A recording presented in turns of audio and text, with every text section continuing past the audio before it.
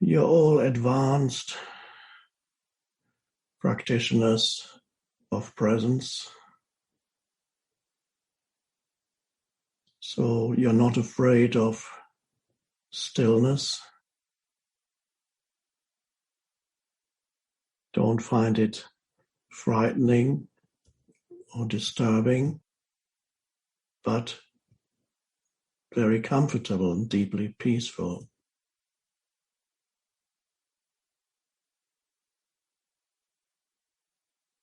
And that's our starting point, is to become aware of an underlying stillness.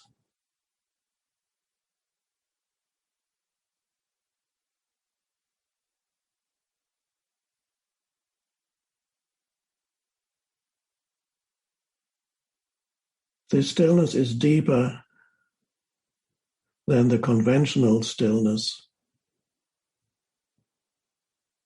which is either the absence of sound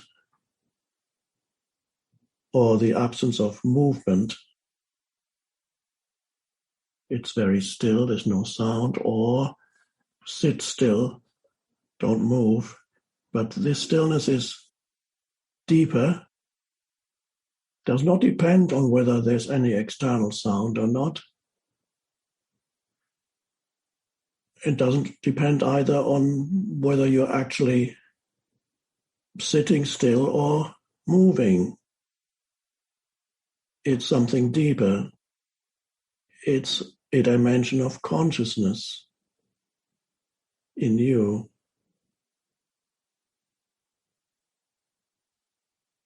Which cannot be defined conceptually or understood conceptually, but you can know it.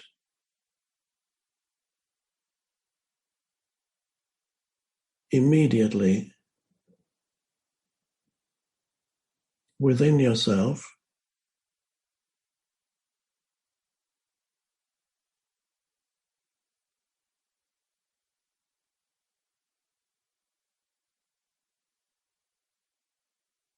And you know it when you're not thinking, but fully aware.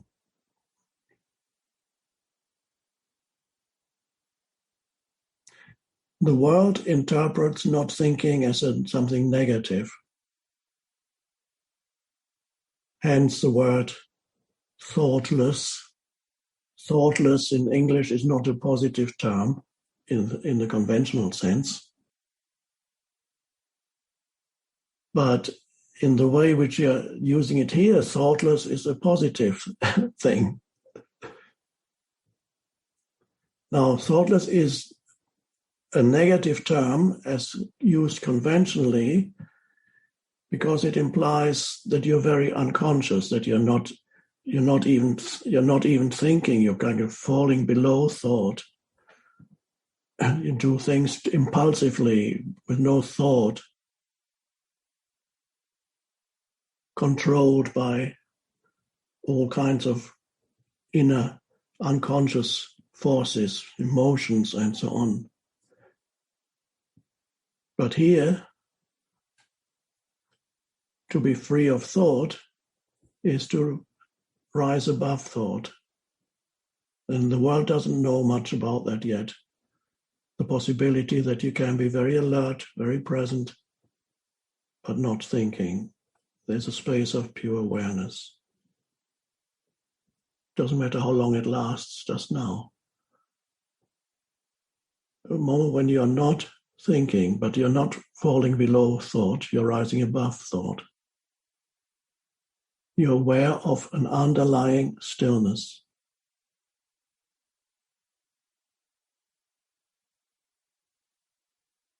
And in that, you don't know anything. And you don't need to know anything in conceptual terms.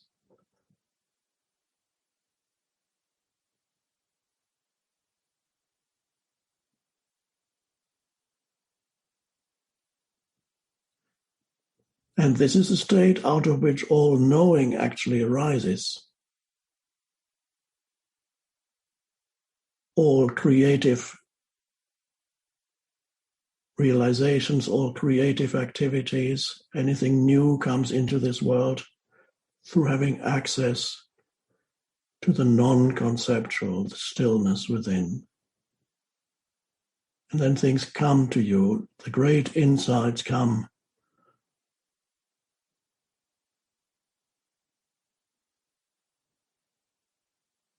A fresh way of looking at the world because you're not labeling everything compulsively. Even the room you're sitting in now, you can look around the room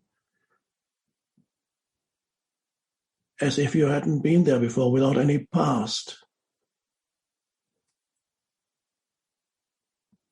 If you're not attaching any labels to anything, you can look around like a newborn child. But the newborn child hasn't arrived at thinking yet. It's pre-thought, prior to thought. We are post-thought. It's a similar state, but much deeper.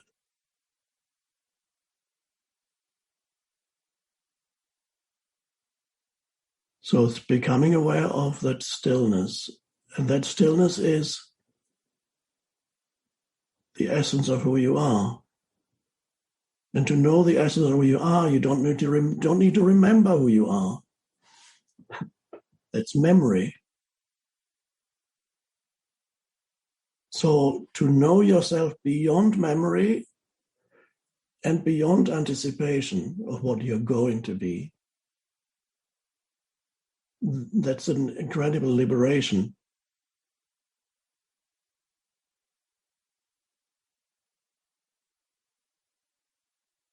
It's a liberation from the burden of being a person. Everybody carries that burden of themselves, their selves, the burden of themselves. There's a heaviness to it. And every self is a problematic entity.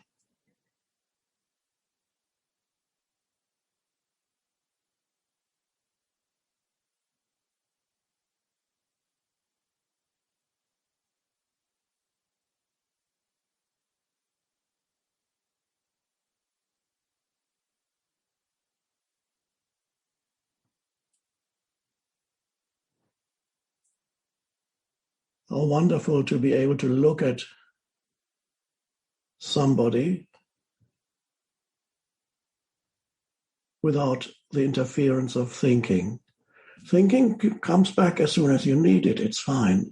In fact, it becomes more powerful when you're able to think without losing your connectedness with that deeper dimension.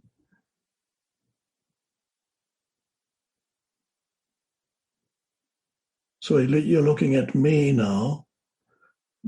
Is that a person?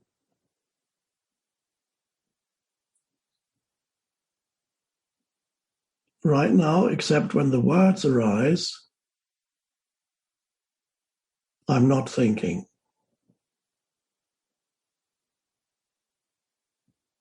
So in between the words, there is a space of stillness, which is just pure awareness. And as you connect with me through the technology, but ultimately it all happens in consciousness, you may also be able to be in that state of not thinking, but just aware.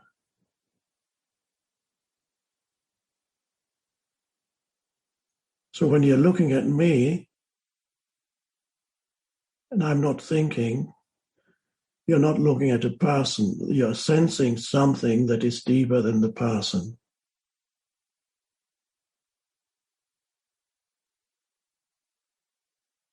And how are you able to sense that? Because it is within you too. It is one with what you're perceiving there.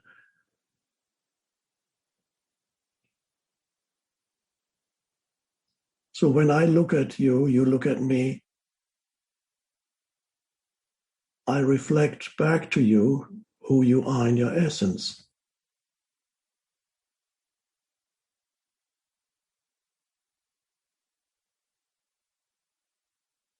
Now, to anybody who cannot free themselves even for an instant, a few seconds from the stream of thinking, what I'm talking about is complete nonsense, because they have no way of recognizing the truth of it. It's impossible.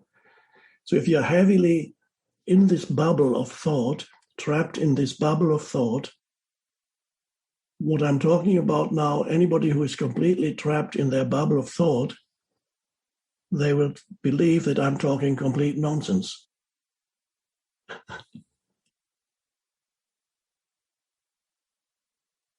But if you realize it's not nonsense, if you can realize the truth of it, if only obscurely, but you know, you can sense it, perhaps just briefly, then that's it.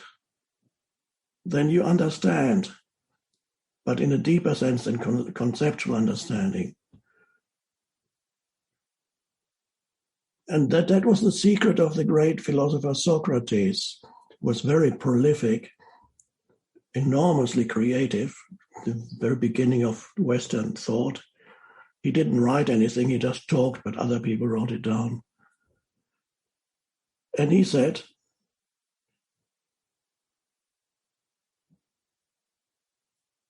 they call me wise. He said, they call me very wise. They call me the wisest of all people. Why do they call me the wisest of all people? Because I'm the only one who knows that he knows nothing. Now, not many people later on have understood what he's actually referring to. They thought it was just pretending not to know and playing. No, he was referring to the state of pure awareness out of which all this philosophy came. The state of not knowing, not conceptual knowing. And this is it.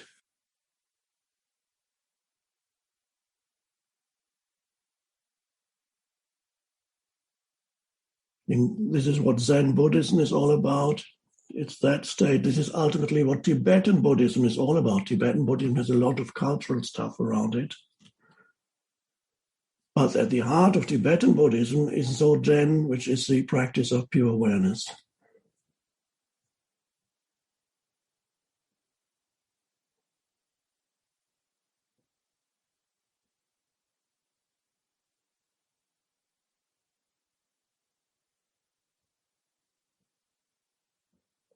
If you find it difficult to enter that state just by choosing to,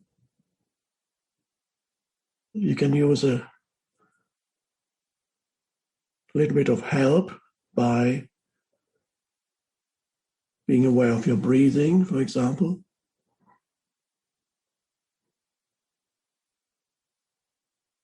And then being aware of the awareness that is aware of your breathing. You're breathing in, you're breathing out. You're breathing in, breathing out. But you're also aware of that awareness of your breath. Or you can feel the inner body, the aliveness that pervades your entire body. It might start with your hands and your feet. The body is alive. So you can sense that aliveness. And then you can sense the awareness that is aware of that aliveness. And the aliveness and the awareness are one.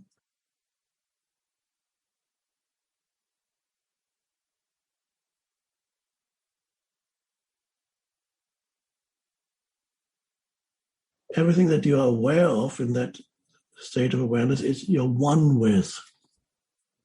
It's the end of separation. If you only know conceptual reality, you're separate from everything and everybody.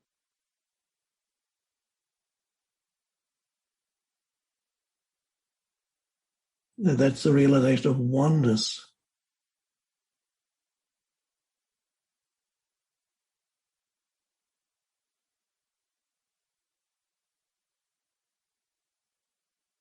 You hear that word awareness a lot in the culture.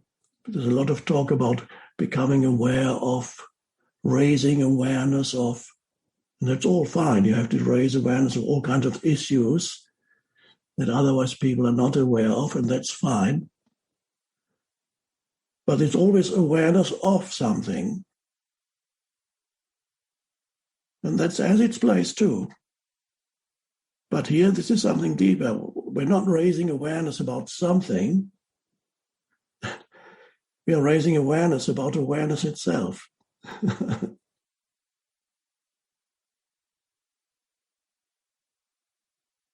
And that's a shift in consciousness that happens inside you. In that instant, there's a shift.